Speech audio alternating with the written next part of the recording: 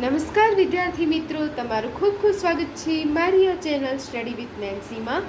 જો હજી સુધી તમે મારી આ ચેનલને સબસ્ક્રાઇબ ન કરી હોય તો જલ્દીથી સબસ્ક્રાઇબ કરજો. આજે આપણે પ્રકરણ નંબર 2 બહુપદીમાં સ્વાધ્યાય 2.2 નો પ્રશ્ન નંબર 1 જોઈશું. તો અહીં જોવો, આપણને પ્રશ્ન નંબર 1 આપેલો છે કે x ની નીચેની કિંમતો માટે 5x - 4x² + 3 બહુપદીનું મૂલ્ય શોધો. તો અહીં આપણને આ જે સમીકરણ આપેલું છે, સમીકરણ તો ના કહેવાય, અને બહુપદી આપેલી છે, બરાબર 0 હોય અને બરાબર આપણે કંઈક વેલ્યુ મૂકી હોય તો એને સમીકરણ કહેવાય. અત્યારે આપણને આ બહુપદી આપેલી છે, તો હવે આ બહુપદીનું આપણે મૂલ્ય શોધવાનું છે અને એના માટે આપણને એક્સની અલગ અલગ કિંમત આપેલી છે. તો એક્સની આપણને જે નીચેની કિંમત આપેલી છે એના માટે આપણે આ જે બહુપદી છે એની કિંમત, એ મૂલ્ય શોધવાનું છે. તો મૂલ્ય શોધવાના દાખલા એકદમ ઇઝી હોય છે. આ બહુપદીમાં જ્યાં એક્સ હોય ત્યાં આપણને જે કિંમત મૂકવી હોય તે કિંમત મૂકવાની કીધી હોય, કિંમત મૂકી અને દાખલો ગણવાનો હોય છે. તો અહીં જુઓ, આપણને પહેલી કિંમત આપેલી છે x બરાબર 0. તો x બરાબર બહુપદીમાં એક્સની કિંમત 0 લઈને આપણે એનો ઉકેલ મેળવવાનો છે, મૂલ્ય શોધવાનું છે.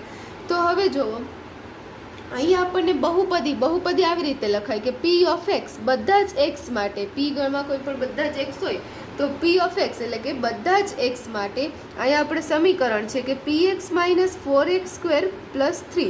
હવે અહીંયા જ્યાં x હોય છે, અથવા તો કોઈ પણ ચલ હોઈ શકે, x હોઈ શકે, y હોઈ શકે, t હોઈ શકે, કોઈ પણ અહીંયા ચલ હોય છે, એ અહીંયા જોવો 5x છે - 4x² છે. આપણે p ઓફ x આ કાઉન્સમાં જે લખીએ એની કિંમત બદલાતી રહે છે, એટલે કાઉન્સમાં જે x છે એ અલગ અલગ કિંમત ધારી શકે છે.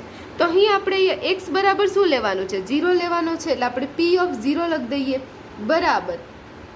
હવે અહીંયા હવે p ઓફ 0 લીધું એટલે આપણે જ્યાં પણ આપણને x દેખાશે ત્યાં આપણે કેટલા મૂકવાના, કઈ કિંમત મૂકવાની? 0 મૂકવાની. તો 5 એને ગુણ્યા 0 -4 કાઉન્સમાં 0 આખાનો વર્ગ +3.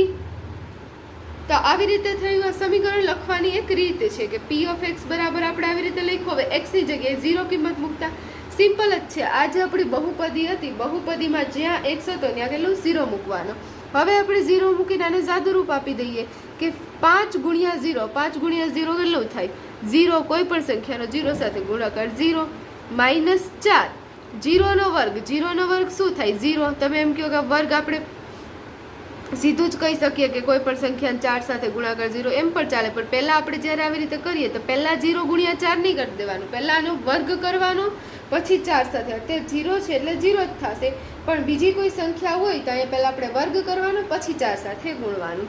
તો અહીંયા 4 - 0 હવે +3 થઈ જશે, +3 ના +3. અહીંયા તો કોઈ x કે વેલ્યુ નથી, તેની આપણે વેલ્યુ મૂકવાના. હવે 0, હવે આપણને આ પણ શું થઈ જશે? 4 ગુણ્યા 0 -0 +3, તો આ શું થઈ ગયું? 3. તો આપણો જવાબ શું આવ્યો?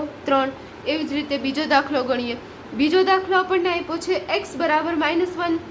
તો હવે પાછું આપણે બહુપદી લખી દઈએ. બહુપદી p ઓફ x બરાબર 5x - 4x² + 3. હવે અહીં આપણે x ની જગ્યાએ કેટલી વેલ્યુ મૂકવાની છે? -1. તો હવે બધા જ x ની જગ્યાએ આપણે કેટલું મૂકશું? -1 મૂકી દઈશું. અહીં આગળ લખી દઈએ p ઓફ -1, 5 ગુણ્યા -1 -4 કાઉન્સમાં -4 નો વર્ગ +3. હવે 5 ગુણ્યા -1, તો 5 × 5, પણ અહીંયા માઇનસ છે એટલે -5 આવશે, પ્લસ માઇનસ માઇનસ, એટલે કે 5 ગુણ્યા 1 5 થશે અને અહીંયા પ્લસ માઇનસ માઇનસ એટલે -5 આવશે. હવે જુઓ -4, હવે -1 નો વર્ગ કેટલો થાય? 1.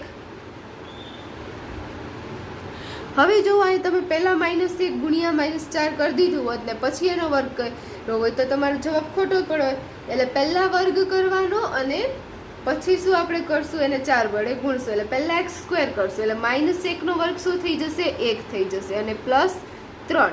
હવે -5, x નો -1 ગુણ્યા -1 એટલે +1 થશે. હવે -4 ગુણ્યા 1 એટલે -4 +3. હવે -5 ને -4 એટલે -9 થઈ જશે. 5 ને 4 9, અને 2 આગળ માઇનસ છે તો માઇનસ આવશે. મોટી સંખ્યાની આગળ માઇનસ છે એટલે 9 ની આગળ પણ માઇનસ આવશે. +3. હવે પ્લસ માઇનસ માઇનસ, 9 માંથી 3 જાય એટલે 6, અને મોટી સંખ્યા 9 ની આગળ માઇનસની નિશાની છે એટલે -6 આવશે. તો -6 આપણો આન્સર થઈ ગયો. હવે એના પછી આપણને ત્રીજું આપ્યું છે x બરાબર 2 માટે કિંમત શોધવાની છે. તો p ઓફ x બરાબર થઈ જશે 5x minus 4x square plus 3. હવે આપણે x ની જગ્યાએ કેટલા 2 મૂકવાના છે, તો p ઓફ 2 બરાબર 5 ઇન્ટુ 2 માઇનસ 4 ઇન્ટુ 2 નો વર્ગ પ્લસ 3. હવે 5 ઇન્ટુ 2 5 દુ કેટલા થઈ જશે 10 માઇનસ 4 કાઉન્સ બાય 2 નો વર્ગ 2 ગુણ્યા 2 કેટલા થશે 4 થશે પ્લસ 3. હવે 10 માઇનસ 4 ગુણ્યા 4 ચોકે ચોકે 16, તો 10 માઇનસ 16 પ્લસ 3.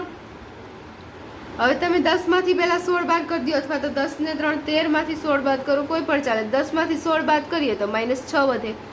આ 10 પ્લસ છે, 16 માઇનસ છે, તો પ્લસ માઇનસ માઇનસ થાય.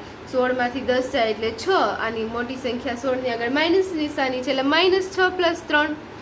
હવે માઇનસ 6 પ્લસ 3 કેટલા થશે? અહીંયા માઇનસ 6 ને 3 પ્લસ માઇનસ માઇનસ છે એટલે 6 માં 3 જાય એટલે 3.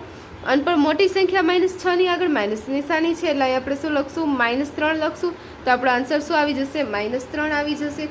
તો આ જુઓ આપણા ત્રીજા દાખલાનો પણ આન્સર આવી ગયો. તો અહીં આપણો જે સ્વાધ્યાય 2.2 નો પહેલો દાખલો હતો તે પૂર્ણ થાય છે. જો વિડીયો તમને પસંદ આવ્યો હોય તો લાઇક શેર સબસ્ક્રાઈબ કરજો. જો હજી સુધી તમે મારી આ ચેનલને સબસ્ક્રાઈબ ના કરી હોય તો જલ્દીથી સબસ્ક્રાઈબ કરજો, જેથી તમને મારા બધા જ વિડીયો સૌની પહેલાં મળી રહે. Thanks for watching.